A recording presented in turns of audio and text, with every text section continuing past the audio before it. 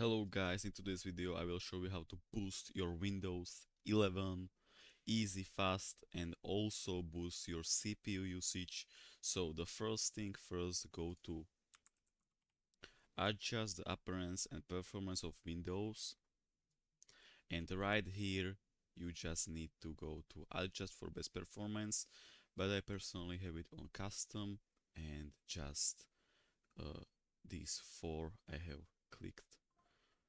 And the next thing is you need to go to advanced and go to change here the RAM virtual memory.